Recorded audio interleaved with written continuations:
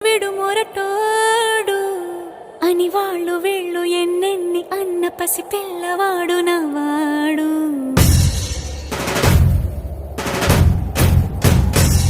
విడు ముండోడు అని ఊరు వాడ అనుకున్న గాని మహారాజు నాకు నవాడు.